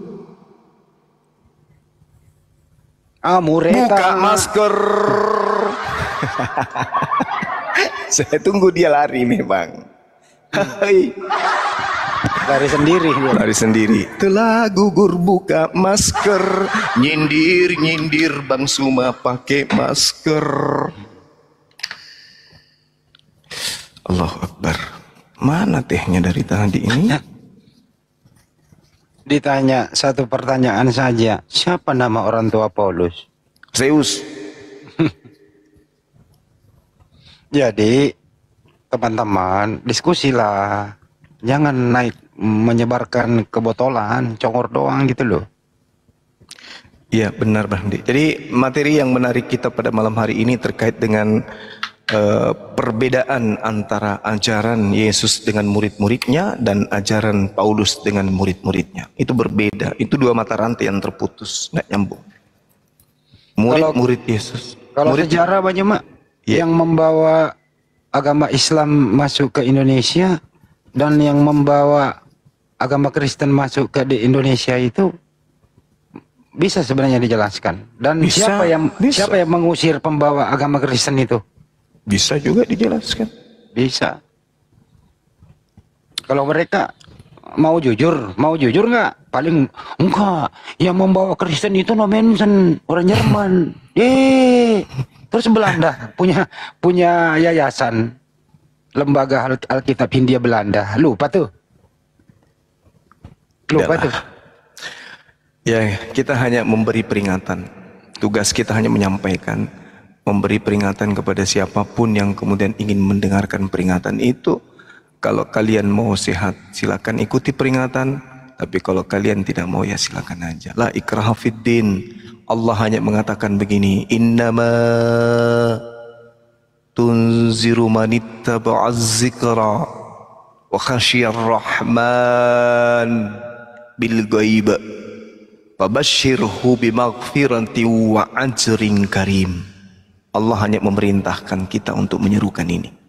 Sesungguhnya engkau hanya memberi peringatan kepada orang-orang yang mau, yang ingin, yang ridha, yang cinta kepada keselamatan hanya diberi peringatan kepada mereka yang mau mengikuti peringatan dan yang takut kepada pencipta langit dan bumi yang maha pengasih walaupun mereka tidak melihat pencipta tersebut. Maka berilah mereka kabar gembira dengan ampunan yang pahala yang besar. Tugas kita hanya memberi peringatan saja. Saudara-saudara Kristen mau mengikuti peringatan itu, alhamdulillah. Tidak mau mengikuti peringatan itu, astagfirullah. Itu aja tugas kita sekarang. Kenapa kita membahas tentang kekristenan? Karena Al-Quran membahas itu. Kenapa kita membahas Bible? Karena Al-Quran membahas itu. Kenapa kita membahas tentang Yesus? Karena Al-Quran juga membahas oknum yang datang di tengah-tengah Bani Israel yang lahir tanpa ayah. Sah. Karena kenapa? Tidak boleh memaksakan agama kepada orang lain. Ini agama kita. Kita bahas, kita punya hak. Ada yang bisa menyentuh esensi ini. Ya ayyuhalladzina amanu idza nudiya lis-salati min yaumil jumu'ah fas'au ila zikrillahi wa zarul bai' zalikum khairul lakum in kuntum ta'lamun. Wahai orang-orang yang beriman, apabila telah diseru untuk melaksanakan salat pada hari Jumat, maka segeralah kamu mengingat Allah dan tinggalkanlah jual beli. Yang demikian itu lebih baik bagimu jika kamu mengetahui. Fa iza qudiyatis salatu fantashiru fil ardi wabtaghu min fadlillah wazkurullaha katsiran la'allakum tuflihun. Apabila salat telah dilaksanakan, maka bertebaranlah kamu di bumi, carilah karunia Allah dan ingatlah Allah banyak-banyak agar kamu beruntung. Ini perintah Allah. Jadi setelah ada seruan kemudian untuk melaksanakan sholat Jumat, kata Allah, bersegeralah kamu, tinggalkan semua jual beli, bersegeralah kamu untuk bersujud kepada Tuhanmu. Dan setelah kamu melaksanakan sujudmu kepada Tuhanmu, kata Allah, pantashiru fil ard, maka bertebaranlah kamu ke bumi untuk melaksanakan perintahmu sebagai makhluk untuk menghidupi anak, istri dan keluarga. Demikian. Silahkan dilanjutkan, kita ngopi lagi. Oke, mau tanya nih, kalau Nabi Musa pernah sholat gak ya, Bang Juma atau teman-teman? Jangankan sholat bang, pergi haji aja pergi beliau bang. Oh. Nah, saya meneruskan ini, ada yang nanya di bawah. Jadi gini bang, gak usah nanggapi di bawah. Menariknya gini, dulu kan saya pernah punya pacar ya, agama Islam, cuman sudah meninggal. Innalillahi wa inna ilaihi raji'un. Sudah meninggal. Jadi pernah sih ini dulu kan ya apa, satu rumah ya, memang kita belum ada status karena sama-sama merantau ya, belum ada status gitu. Jadi almarhum ini sakit terus meninggal gitu kan. Itu sempat saya apa sih, kalau orang meninggal kalau di Islam tuh disembayangkan ya di rumah, itu apa sih namanya? Duh, lupa saya. Dikafani. Dimandikan. Bukan. Didoain gitu loh. Disolatkan. Yasinan ya benar. Yasinan ya. Tahlilan mungkin ya. Oh, tahlil. Yasinan ya. Jadi saya itu memang belum ada, memang pengen ada rencana sih pergi ke, kebetulan kan kalau pas almarhum itu udah meninggal tuh, sampai sekarang aja saya belum pernah mengunjungi makam dia gitu. Nah, jadi pengen kalau saya nyampein doa di agama kami kan, entah itu tersampaikan atau enggak gitu loh. Makanya pengen gimana sih, pengen belajar gitu loh. Pengen belajar kalau misalnya apakah saya menyampaikan di dalam doa keislaman tersampaikan gitu maksudnya. Iya, kalau saudara jadi seakidah dengan beliau, insya Allah sampai. Jangankan sekarang, Anda berdoa kepada Yesus, yang mengabulkan doa Anda itu bukan Yesus, tapi Allah.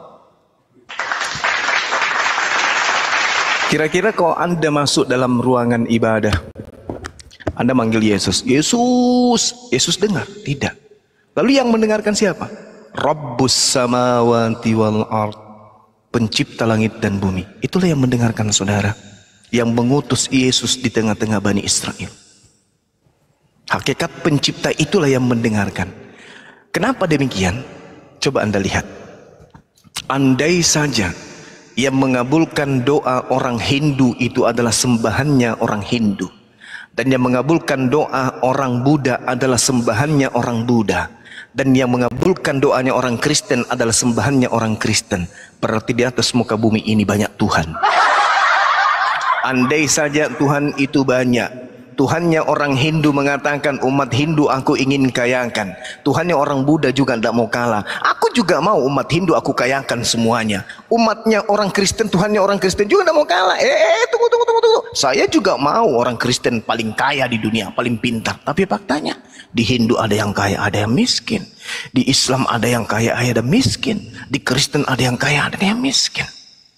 Jadi gimana ceritanya nih? Kalau Tuhan itu banyak, maka Tuhan akan bersaing. Aku yang menciptakan kutub utara. Yang satu mengatakan, oh tidak, yang menciptakan kutub utara itu adalah aku. Kamu belum ada waktu itu. Siapa bilang aku ada? Tidak ada akhir dan tidak ada awal. Saya tidak ada akhir. Yang satu juga mengklaim. Akhirnya apa yang terjadi? Dunia ini hancur. Kenapa? Para Tuhan bertempur seperti naga dan malaikat di surga. Akan hancur dunia ini. Maka mutlak kemudian pencipta kita itu wajib satu, tak boleh lebih.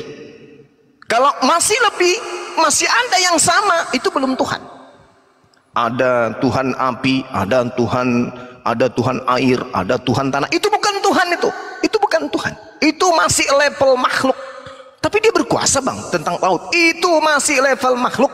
Tapi dia membuat gelombang laut begitu kencang. Itu masih level makhluk. Kenapa? Masih ada penguasa lain di tanah. Penguasa di laut bisa membuat gelombang air lautan bergelombang, tapi dia tidak mampu kemudian membuat tanah bergelembung. Begitu juga penguasa di tanah tidak mampu membuat angin yang ada di udara ini berniup kencang dan seterusnya. Berarti di atas mereka masih ada penguasa. Itulah yang disebut Rabbus samawati wal ard, yang kami sebut Sang Khalik, Allah subhanahu wa ta'ala, yang maha suci dari segala kelemahan dan maha tinggi dari segala apapun. Itu yang kami sembah. Maka karena itulah ketika Anda berdoa, Yesus, yes, berikan aku masker dari emas. Turun maskernya dari langit, tetapi yang menurunkan bukan Yesus. Kenapa? Yesus tidak maha mendengar. Yang mendengarkan adalah pencipta langit dan bumi. Sehingga orang agama lain berdoa kepada dewa-dewa mereka, agama lain berdoa kepada sembahan-sembahan mereka. Yang mengabulkan cuma satu, Allahus Samad. Dialah Allah, tempat tergantungnya seluruh makhluk. Allahu la ilaha illa huwal hayyul qayyum. Dialah Allah yang menjaga segala sesuatu, tidak tidur, tidak mengantuk, tidak beranak, tidak diperanakkan, dan dia terus menerus mengurus makhluknya tanpa henti. Itu baru namanya Tuhan. Kalau ada Tuhannya satu beda, Tuhannya satu beda, Tuhannya ini benar, Tuhannya juga, ada berapa Tuhan?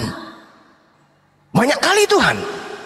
Orang Hindu berdoa dikabulkan, orang Kristen berdoa dikabulkan juga, orang ini berdoa dikabulkan juga. Banyak kali Tuhan di muka bumi ini, padahal cuma satu. Dialah yang kami sebut Bismillahirrahman, dengan menyebut nama Allah yang maha pengasih. Yang menyembahnya dikasih, yang tidak menyembahnya dikasih, semua dikasih. Kenapa? Allah itu malu ketika dia mengatakan dia maha pengasih, tetapi terbukti dia tidak memberi, dia tidak mengasih. Allah maha pemalu. Sehingga ketika dia mengatakan akulah Ar-Rahman, akulah Tuhan pencipta yang maha pengasih, maka siapapun yang minta, yang menyembahnya atau yang tidak menyembahnya, tetap semuanya dikasih. Tuhan itu tidak mengatakan, oh ini tidak menyembah saya, oksigen kurangi sama dia. Ini daerah-daerah Manado, daerah Papua ini tidak menyembah saya, oh, oksigen aku hentikan. Tidak, Allah itu maha sayang pada makhluknya, sayang sekali. Semua makhluknya dikasih, maha pengasih kepada makhluknya. Tetapi sayangnya hanya kepada mereka yang bertakwa saja. Makanya Islam itu selalu digaungkan. Jangan alergi kalau ada yang menyampaikan Islam, karena Islam itu adalah rahmat. Kalau ada yang kita tidak senang dengan Islam, bantah. Oh, di Islam itu terus apa yang benar? Di Islam itu kayak begini, terus yang benar kayak mana? Ajarin kami. Ayo, ajarin kami. Yang benar yang kayak mana? Tuhannya umat Islam itu tak ada. Terus yang Anda maksud ada itu yang mana? Yang lahir di kandang binatang itu yang Anda maksud ada. Ajarin kami. Tuhan yang benar itu seperti ini. Yang mana? Yang lahir, yang di nonotnya dipotong, yang netek sama ibunya, itu Tuhan yang benar. Tak, siapa yang ngajarin kayak gitu? Nah, ini dia. Makanya saya katakan, Bung, bahwa Islam itu datang kemudian mengajarkan kita untuk menuju kepada damai sejahtera. Itu dalil tuh. Makanya di awal tadi saya mengatakan bahwasanya ketika kita merujuk kepada perkataan Yesus, ternyata Yesus menjadi saksi bahwa murid-muridnya semuanya mensaksikan dengan valid bahwa Yesus ini adalah Rasulullah. Yohanes 17:8. Dan mereka semua percaya bahwa engkaulah yang telah mengutus aku, berarti aku adalah utusan engkau. Karena engkau telah mengutusku, berarti aku ini adalah utusan Elohim, Rasul Elohim. Dalam Islam disebut Rasulullah. Itu iman kami. Itu iman kami. Berarti Yesus dan murid-murid Yesus sama-sama dengan imannya umat Islam mengakui oknum tersebut yang datang lahir tanpa ayah membawa hikmat Injil kepada Bani Israel. Kami sepakat mengakuinya sebagai Rasulullah. Ya Bani Israel, inni Rasulullahi ilaikum. Islam dan pengikut Nabi Isa sama-sama mengakui Yesus, Yesua Hamasya itu adalah Rasulullah. Nah, Kristen ini dari mana datangnya? Tiba-tiba muncul dari barat. Yesus Tuhanku, kepadamu kami menyembah. Yang ngajarin siapa? Tak ada yang ngajarin. Tak ada yang ngajarin. Nyembah Yesus tak ada ajaran Yesus. Murid-muridnya percaya bahwa Yesus adalah Rasulullah. Lalu Kristen kemana perginya? Makanya Yesus mengatakan, enyahlah daripadaku kalian semua pembuat kejahatan. Yang memanggil Yesus Tuhan, yang bermuji pakai nama Yesus, yang bernubuat pakai nama Yesus, yang mengusir setan pakai nama Yesus. Matius 7 nomor 23. Pada saat itulah aku akan berkata kepada mereka, enyahlah daripadaku kalian semua adalah pembuat kejahatan. Tapi yang menjadi permasalahan sekarang, kenapa saudara-saudara Kristen ini anteng aja, santai aja, rileks aja, padahal kehidupannya diantar kepada kebinasaan, kepada ketiadaan. Detik demi detik menjadi menit, menit demi menit menjadi jam, jam demi jam menjadi hari, hari demi hari menjadi minggu, minggu demi minggu menjadi bulan, bulan menjadi bulan, menjadi tahun, tahun bertahun menjadi ketiadaan. Innalillahi wa inna ilaihi rajiun. Masuk ke dalam tanah ukuran 1 kali 2 meter, ditanyai kemudian oleh makhluk penjaga kubur, wahai si fulan, hidupmu di dunia hanya 3 detik kamu habiskan kemudian untuk menyembah kepada sesamamu manusia. Siapakah gerangan yang mengajarkan kamu? Disentil pipinya, disentil betisnya, habis itu dicabik lagi lehernya, habis itu dipatok lagi pantatnya. Siapa yang ngajarin kamu? Yang ngajarin kamu menyembah sesama manusia siapa? Dia sudah mengajarkan kau, dia hanya utusan Tuhan. Kenapa kau sembah? Masih mau kau? Apa yang dia katakan? Ya Rabb, aku menyesal. Kembalikan aku ke dunia, meskipun hanya sedetik. Aku akan sujud menyembahmu. Tidak bisa. Kamu sudah masuk di sini. Kalau begitu jadikan saja aku batu ya Rabb. Aku gak sanggup. Tidak bisa. Bukankah ketika kau hidup sehari kamu lewati 24 jam, yang lain yang berakal 24 jam. Bukankah ketika kamu hidup kamu makan nasi, yang lain juga makan nasi, dikasih oksigen, yang lain juga dikasih oksigen, tapi mereka berakal, kamu tak berakal. Rasakan sekarang, masih mau. Inilah yang disebut innalladzina kafaru min ahlil kitabi wal musyrikina fi nari jahannam khalidina fiha ulaika hum syarrul bariyah. Orang-orang kafir ini adalah seburuk-buruknya makhluk. Kenapa? Kalau kambing disuruh sholat menyembah kepada pencipta langit dan bumi, wajar mereka tak berakal. Kalaupun ada sapi menyembah kepada sesamanya sapi, tak apa-apa, karena mereka binatang. Atau sapi menyembah kepada manusia, tak masalah, karena manusia lebih sempurna daripada dirinya. Tapi kalau manusia di zaman modern masih menyembah kepada manusia yang menjadi tumbal di atas tiang salib, otaknya kemana, Cak Ayu? Apalagi di mana-mana sudah ada apologet Islam, di mana-mana diskusi agama dibangun untuk menyelaraskan kemudian akal dan kitab yang kita anggap suci. Kemana akal ini? Siang malam kita mendengarkan Bang Sumak, siang malam kita mendengarkan Bang Handi, tapi itu hanya kita jadikan sebagai olok-olokan. Kita anggap itu penistaan, kita anggap itu adalah sebuah cemooh. Padahal mereka ini orang-orang yang mengajarkan kita kepada keselamatan. Kita tidak mengerti Al-Quran, tanya kepada mereka Al-Quran. Kita tidak mengerti tentang Bible, tanya kepada mereka tentang Bible. Kapan lagi ada orang yang menyiapkan 24 jam waktunya untuk belajar dan mengajar tentang perbandingan agama? Kita tidak dapatkan di kampus, kita tidak dapatkan di rumah, kita tidak dapatkan di pasar, kita tidak dapatkan di mana-mana. Hanya di sini, di Apologet Islam Indonesia. Semua bisa diubah, semua bisa dirubah, semua bisa diraba, semua bisa kita kaji. Tanya Al-Quran, kita sajikan Quran. Tanya Bible, kita sajikan Bible. Kurang apa lagi? Pintu keselamatan sudah terbuka dan gratis. Tidak disuruh bayar perpuluhan di sini, Bung. Gratis. Setelah Anda mendengarkan, setelah Anda menyimak, silakan tentukan langkah Anda. Tetap ingin pada koridor kekristenan atau tetap masuk kembali kepada ajaran Islam. Karena sejatinya seluruh manusia sebelum dia datang sebagai makhluk biologis, mereka semua adalah muslim. Qalu bala syahidna, wahai Tuhanku, di alam roh ini aku bersaksi bahwa engkau adalah Tuhanku. Bagus.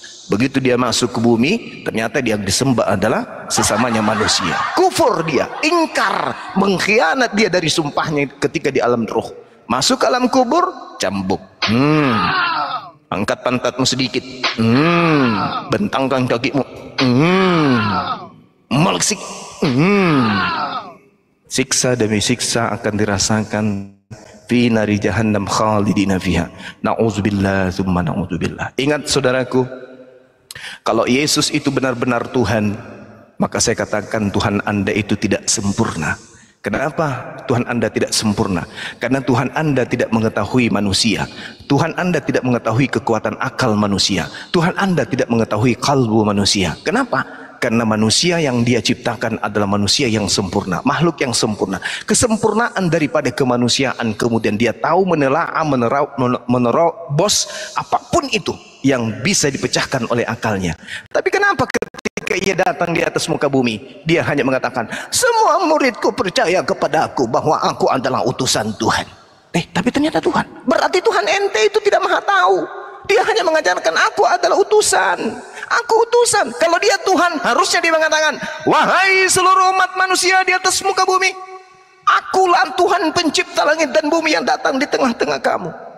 Aku Tuhanmu, sembahlah aku. Tapi apa yang terjadi ketika dia datang? Aku hanya utusan Tuhan. Aku hanya utusan Tuhan. Aku hanya utusan Tuhan. Jika dia Tuhan mengaku utusan Tuhan, maka dia adalah pembohong.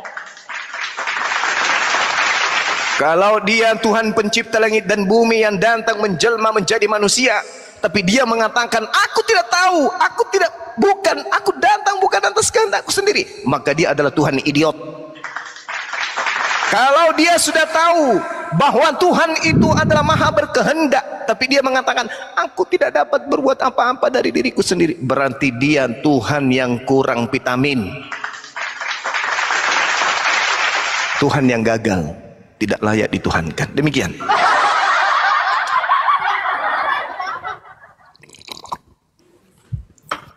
Alhamdulillah. Berarti saya harus masuk Islam dulu baru bisa didengerin gitu. Bagaimana mungkin?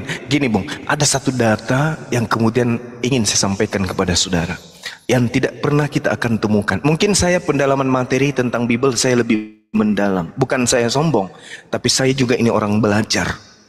Saya tidak jadi apologet kalau tanpa dasar pijakan. Saya mencari data di Bible, perjanjian lama, perjanjian baru. Kalau ada lagi perjanjian lain pun akan saya makan. Tapi saya tidak menemukan satu data yang sama seperti Al-Quran ini. Apa bunyi Al-Qurannya? Bismillahirrahmanirrahim.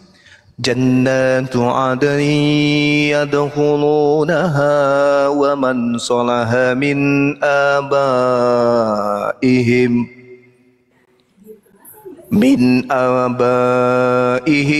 wa aswajihim wa zurriyatihim wal malaikatu yadkhuluna alaihim min kulli bab. Saya sudah puluhan tahun belajar Bible, saya tidak pernah menemukan data seperti ini di dalam Bible. Apa yang diterangkan Al-Quran? Yaitu surga-surga Aden, Gan Eden. Mereka masuk ke dalamnya bersama dengan orang-orang saleh, orang-orang yang saling mencintai, saling mengasihi, dari nenek-nenek moyang mereka, dari pasangan-pasangan mereka, dari anak-anak mereka, dari cucu-cucu mereka. Mereka bersama-sama masuk ke dalam surga, saling menyayangi di dalamnya. Saya tidak pernah menemukan data ini di Bible, bahwa kita akan masuk ke surga bersama anak, bersama ibu, bersama ayah, bersama kakek, bersama cucu kita. Ini kalau kita di dunia, rumah indah atau alam yang paling indah atau tempat paling indah menurut hitungan dunia itu adalah Dubai menurut saya. Kenapa saya mengatakan Dubai? Karena saya melihat di sana itu gemerlap kehidupan dunia itu semuanya sempurna di situ. Tapi apalah artinya kalau kita cuma sendiri tinggal di sana? Orang tua kita tinggal di pelosok kebun hutan, tinggal di sana, tak ada PLN dan semua menderita. Kita bahagia di sana, tapi kita tidak lagi mengenal ayah, ibu. Apa gunanya? Kita pergi di Dubai, hidup berkecukupan, tapi tidak ada lagi ayah, tidak ada lagi ibu, tidak ada lagi anak. Apa fungsinya? Itu hanya kebahagiaan semu, tak ada gunanya. Tapi kalau kita ke sana bersama dengan istri, bersama dengan ayah, orang-orang yang kita cintai, ibu kita, orang yang kita sayangi, anak-anak kita, rangkulan kita masuk ke dalam sana, bahagia di sana, makan apa yang kita inginkan, tidur di tempat permadani yang kita inginkan, apapun itu, dari lantai rumah yang terbuat dari perhiasan apapun, dan kita dengan orang-orang yang kita cintai di dunia ini, bersama dengan mereka masuk ke sana. Masya Allah, inilah yang dikatakan kenikmatan yang ada taranya. Tapi ini di Kristen tak ada ini. Masuk di surga, jadi makhluk baru, menjadi tubuh yang baru, kemudian kerjanya hanya memuji. Bayangkan itu, memuji dalam kehidupan yang kekal. Bagaimana orang Kristen itu memuji? Kalau menurut mereka sih haleluya, haleluya, haleluya, haleluya, haleluya. Ini kalau dilakukan dalam keadaan hidup kekal selama-lamanya, ini mulut bisa robek sampai di lantai. Haleluya, haleluya, haleluya, haleluya, haleluya, haleluya, haleluya, haleluya, haleluya, haleluya, haleluya, haleluya, haleluya, haleluya. Nanti kalau ada yang capek tinggal hale-hale aja. Hale. Ada juga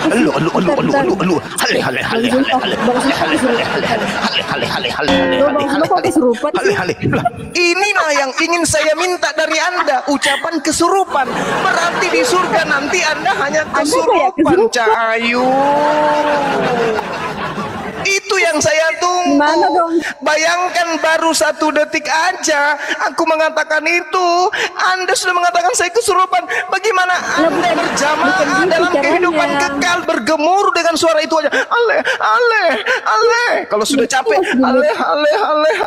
Nah, nanti kalau ada yang pakai eho, ale. Nanti kalau sudah ada yang sudah capek, belum lagi yang kena asma,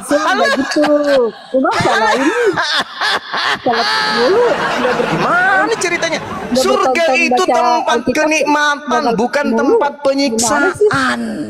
Dan ini saya tidak temukan di Kristen. Ini mau bahas surga Islam juga gimana? Iya, ini kita sudah bahas surga dari tadi. Di surganya Islam yang masuk ke dalamnya kemudian bersama anak, bersama istri, bersama suami. Ya Allah ya Rabb, kebahagiaan kurang apa lagi nih? Iya, terus nah, kalau di Kristen masuk di surganya mau ngapain? Di sana memuji Tuhan. Oh, angkat kaki yang kiri, lalu angkat kaki yang kanan, sebutlah hale, hale, hale, hale. Ada yang teratur, hale, hale. Berapa ini? Haleluya. Kan begitu. Itu yang kita temukan di dalam kitab Anda itu kayak begitu. Kita mencari perbandingan keselamatan. Ajaran Kristen mengajarkan keselamatan, tapi untuk apa, Cak Ayo? Mau ngapain di sana? Oh, mau ke sana untuk apa? Mau memuji. Halo, memuji itu di dunia. Mengabdi kepada Tuhan itu di sini tempatnya. Makanya Yesus mengatakan apa? Perbanyaklah harta surga. Karena harta surga itu tidak lekang dimakan karat. Apa harta surga itu? Amalan baik. Apa harta surga itu? Harga surga itu amalan baik. Harta neraka itu perbuatan buruk. Perbuatan buruknya menyembah kepada selain Tuhan. Nah, itu dia. Tolong, ini adalah satu materi yang sangat luar biasa. Makanya saya katakan jannatu adni yadkhulunaha wa man salaha min abaihim wa azwajihim wa zurriyatihim. Kita membesarkan anak kita dari bayi, kita siang malam cari nafkah, menafkahi mereka, mengayomi mereka, mencintai mereka, menjaga diri mereka dari gigitan nyamuk, dari gigitan semut. Kita jaga mereka dari penyakit, sakit perut dan seterusnya. Kita sayang pada mereka. Tapi pernahkah kita renungkan, kenapa kita tidak sayang masa-masa kehidupan kekal mereka di akhirat? Malah kita jerumuskan mereka. Begitu mereka bisa berjalan, kita ajak mereka berjalan ke rumah berhala. Cekeplek, cekeplek, cekeplek, masuk ke dalam, disambut semangat pagi. Hari ini mari kita bertepuk tangan untuk Tuhan. Mama Tuhan kita telah mencurahkan darahnya di atas. Darahnya dia korbankan untuk kita semua. Marilah pada pagi hari ini kita minum darah Tuhan kita dan makan dagingnya Tuhan kita. Halilintar. Ini gimana ceritanya ajaran kayak begini? Pernahkah itu diajarkan oleh para nabi? Nabi mana yang mengajarkan itu? Tak ada. Tapi bagaimana dengan umat Islam? Begitu anaknya lahir, belajar berjalan. Begitu berjalan, bismillahirrahmanirrahim. Bismillahi tawakkaltu ala Allah. Kanan keluar dari rumah, kiri berjalan masuk ke masjid, lepaskan sendal wudhu, mencuci tangan, mencuci kaki, membasuh.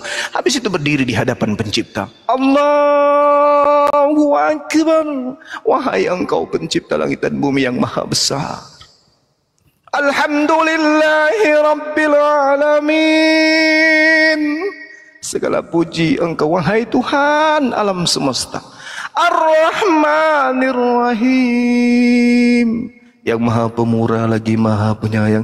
Maliki Yaumiddin, yang menguasai hari pembalasan. Iyyaka na'budu wa iyyaka nasta'in, hanya kepadamu kami memohon pertolongan. Ihdinas siratal mustaqim,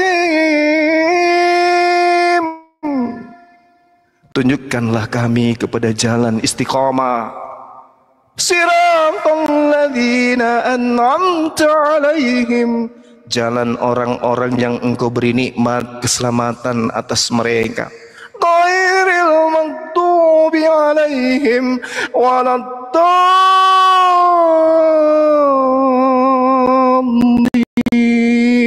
Amin.